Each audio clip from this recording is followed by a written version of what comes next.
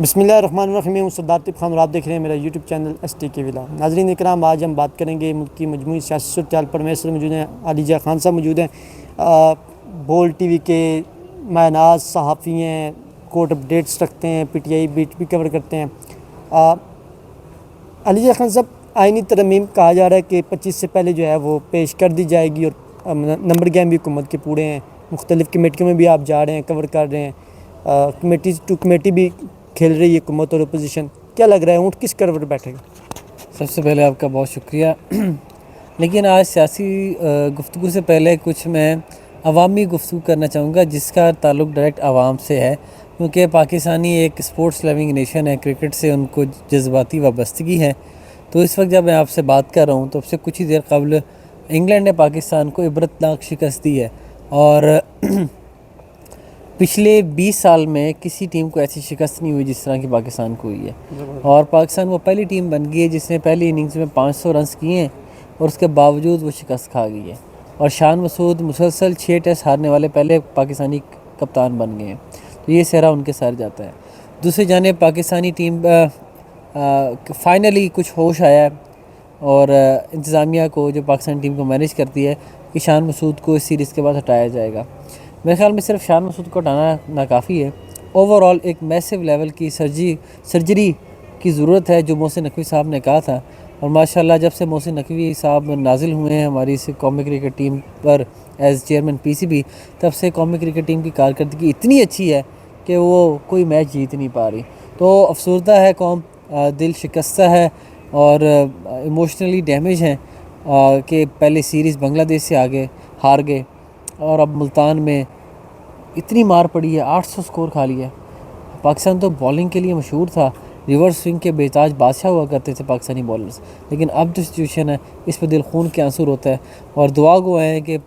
Pakistani cricket hockey کی حالت والی نہ ہو جائے۔ سیاسی صورتحال پر تھوڑی بات کر لیتے ہیں، چاہیے تو چلیں، آپ نے کرکٹ کے حوالے سے تھوڑا اپڈیٹ کر دیا ہے، لیٹسٹ اپڈیٹ دی، جو اونٹ کس کروٹ بیٹھے گا آئینی ترمیم پر؟ دیکھیں، آپ بار بار اونٹ کا تذکرہ کر رہے ہیں، مجھے لگتا ہے کہ آپ کو بقرعید کافی یاد آ رہی ہے، اب تو کافی دن ہو گئے ہیں بقرعید گزرے ہوئے۔ تو اونٹ اس وقت حکومت کو بھی نہیں پتہ کہ کس کروٹ بیٹھے گا۔ آپ نے شاید آج سنا ہو، مصطفیٰ نواز کھوکھر صاحب نے آئینی ترمیم کا مجوزہ مسودہ جو ہے وہ پبلک کرنے کے حوالے سے اسلام آباد ہائی کورٹ میں درخواست دائر کی ہوئی ہے۔ اور آج جب سماعت کا آخری حصہ تھا تو اس میں چیف صاحب نے مسکراتے ہوئے کہا، کیا کہا بولا، جب مصطفیٰ نواز کھوکھر کے وکیل نے کہا کہ یہ پبلک کرنا چاہیے، یہ ہمیں پتہ چلنا چاہیے، تو چیف صاحب مسکرا کہا وہ کیا پبلک کرے، ان کو خود نہیں معلوم۔ تو اس چھوٹے سے جملے میں ساری بات کا جواب ہے، سمندر کو کوزے میں بند کیا ہے۔ یہ بھی کہ سپریم کورٹ میں جائیں، اس کو لے کر جائیں، وہاں سپریم کورٹ میں لے کے جائیں، اصل میں مختلف ہائی کورٹس میں مسودے جو ہے مسودوں کے حوالے سے درخواست دائر ہوئی ہے، کہیں پہ وہ پینڈنگ ہے، کہیں پہ انہوں نے کہا ہے کہ فیصلہ محفوظ ہے۔ تو مجھے لگتا ہے کہ حکومت اگر اس کے نمبر گیم پوری ہوتی ہے نا، تو اب تک انہوں نے ویٹ ہی نہیں کرنا تھا، ٹھیک ہے، اب تک وہ پیش کر چکے ہوتے ہیں۔ مولانا والا فیکٹر بہت اہم ہے، اور اگر وہ مولانا کے بغیر کرتے ہیں نا، تو ایک اسے کہتے ہیں نا فیس سیونگ بھی حکومت کو نہیں ملے گی، کہ جی کیا ایسی ضرورت تھی کہ آپ جے یو آئی مولانا یقینی طور پر ایک اہم فیکٹر ہیں، ایک سیاسی جماعت کے سربراہ ہیں، اور ان کا ایک ایک سے ہے پاکستانی پولیٹکس میں، تو اگر ان کے بغیر حکومت کرتی ہے تو ان کے عزائم مزید واضح ہو جائیں گے، جو کہ اب تک واضح ہیں۔ لیکن مجھے لگ نہیں رہا کہ حکومت جو سوچ رہی ہے کہ 26 تاریخ کو اجلاس بلا کے کر لے گی، مجھے لگتا نہیں ہے، کیونکہ آج صاحبزادہ حامد رضا سے بھی گفتگو ہوئی ہے ہماری، تو انہوں نے کہا کہ ہمارے تمام تر ایم این ایز جو ہیں وہ ہمارے ساتھ رابطے میں ہیں، اور کوئی ایک بھی حکومت جو ہے وہ توڑنے میں تاحال کامیاب نہیں ہو سکی، اور نہ ہی وہ توڑ سکیں گے۔ تو حکومت بارہا یہ دعوے کرتی رہی ہے، پہلے مولانا کے حوالے سے بھی دعوے کرتی رہی ہے کہ جی وہ ہم نے رام کر لیا ہے، ہو گئے ہیں، اوت ہو گیا، لیکن وہ پھر سارے دھرے کے دھرے رہ گئے تھے۔ علیجہ صاحب، یہ بتائیں کہ لیڈرشپ کمیٹیوں کی میٹنگ میں جا رہی ہے، جبکہ عمران حزب کی جو بین ہے وہ جسمانی ریمانڈ ان کے ہوئے ہیں، وہ جیلوں میں ہیں، تو لیڈرشپ انڈر گراؤنڈ ہے، اس کو کیسے دیکھتے ہیں؟ یہ تو ان کی اسٹریٹجی ہے، اور ایسا نہیں ہو سکتا کہ آپ تمام تر چیزیں چھوڑ دیں۔ ظاہری بات ہے، آپ نے ملک بھی چلانا ہے، معاملات بھی چلانے ہیں، تو کسی نہ کسی کو ان چیزوں میں شرکت تو کرنی ہے، اور اپنی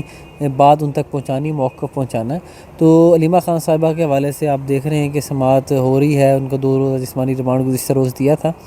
آج صاحبزادہ حامد رضا نے یہ بھی گفتگو کی ہے ہمارے ساتھ کہ جب تک بانی چیئرمین پی ٹی آئی تک رسائی ممکن نہیں بنائی جاتی ہماری، ان کے وکلاء کی، ان کی فیملی کی، تب تک ہم کمیٹی کا بائیکاٹ کریں گے، اور ہم کمیٹی میں جا کے یہ باور کرائیں گے کہ جب تک ہماری ایکسیس وہاں تک نہیں ہوتی تب تک ہم یہ مسودے کے حوالے سے کوئی بات چیت نہیں کریں گے، اور ہمیں ان کی صحت کے حوالے سے سخت تشویش ہے۔ 3 اکتوبر کے بعد سے تاحال ان سے کسی نے ملاقات نہیں کی، اور ہمیں شدید شبہ ہے کہ غالباً ان کو سولیٹری کنفائنمنٹ میں رکھا گیا ہے، اور جس سے ان کی صحت بھی ناساز ہو سکتی ہے، ان کی جان کو بھی خطرہ ہے۔ تو یہ سالڈ ریزن ہے اور یہ تشویشناک صورتحال ہے، دیکھتے ہیں حکومت اس کے اوپر کیا اقدامات کرتی ہے۔ آخر میں یہ بتا دیں کہ علی مین گنڈا پور صاحب نے جو پی ٹی ایم والوں کے ساتھ جو کل میزبانی ایک تو کی، جس میں وفاقی وزیر داخلہ وغیرہ بھی تھے،